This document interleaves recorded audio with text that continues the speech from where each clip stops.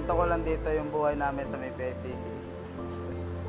Yung assignment namin dito talagang sobrang dami. Ngayon, ikaw na ang bahala kung paano mo siya igagawin. I-manage mo talaga yung oras mo kasi pag ito hindi mo ginawa, talagang tatambak at tatambak araw-araw gagawin mo. Sobrang talagang mape-pressure ka, pero kasama yon sa buhay dito sa PNTC. So, madami kaming ginagawa sa dito sa PNTC. Isa na dyan sa online, marami pa sa online tsaka sa mga papel. So unang-una, talagang napakahirap kasi may OTS pa. Yung sa online na ina-answer namin, sobrang dami doon.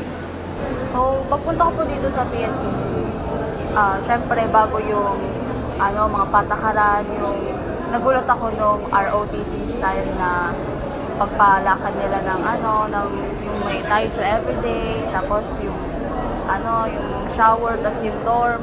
Yung buhay dito sa PNTC, talagang hindi siya madali.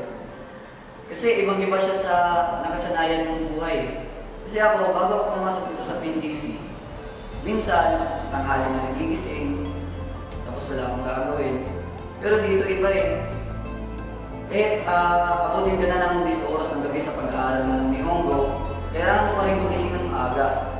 Kasi aaralin mo ulit yun eh, para di mo makalimutan yung mga inaral mo. Ang hirap gumawa ng time management kasi sa sobrang daming ginagawa namin, medyo nape-pressure kami, tsaka wala na kaming pahinga. Bale, binibigyan kami ng sensei namin mga 4 to 5 assignments. Bale, doon na yung sama yung sa online, tapos sa pagsusulat, pagsasaulo. Tapos, ginagawa namin yon after ng class. Bale, mga 4:30, ginagawa na namin yung isang assignment. Tapos, kinagabihan, nagme-memorize, OTS. Nung dumating ako sa PNTC ay laging sinasabi ng sensei namin na culture shock daw yun. Na mako-culture shock kami and yun nga, na-culture shock talaga kami. Kaya bago kayo pumunta dito, set your expectation talaga. Then, lagi kayo susunod sa rules.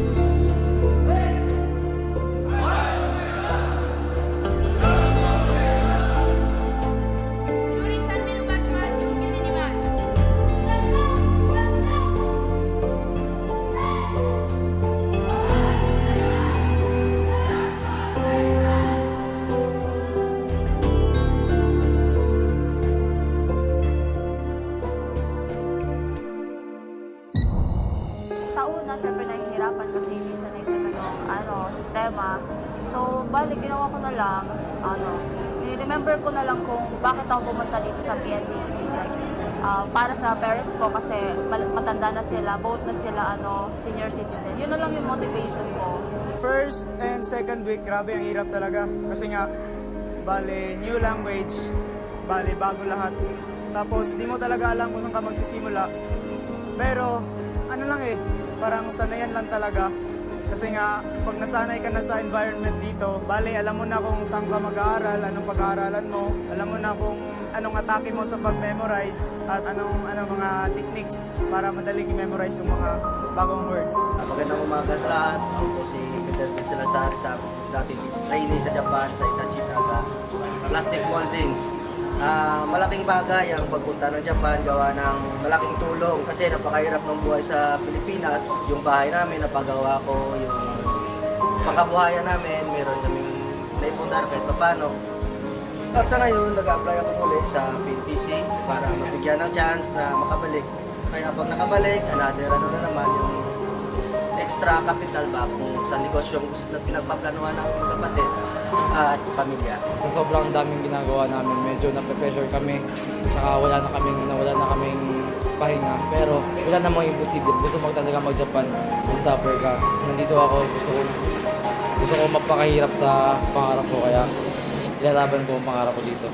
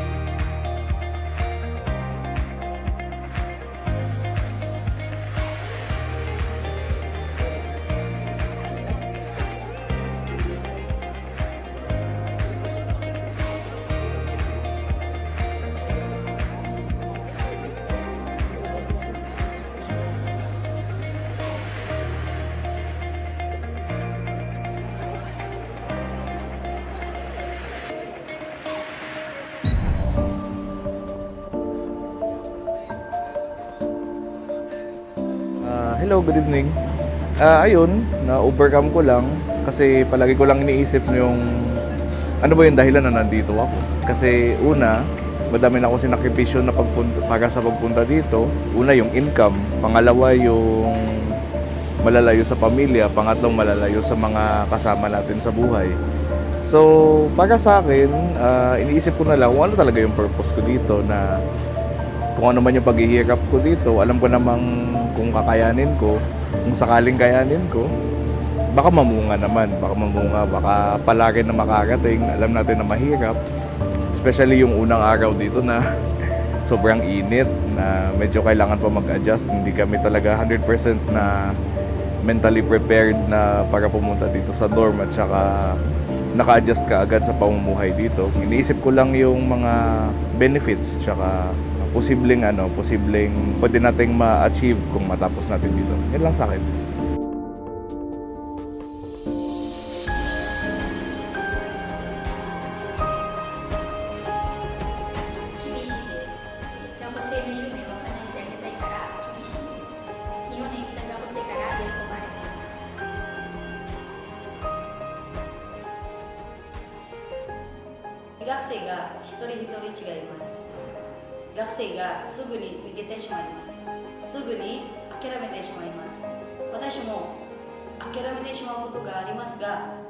Do うやって学生を頑張りするのは私の仕事です。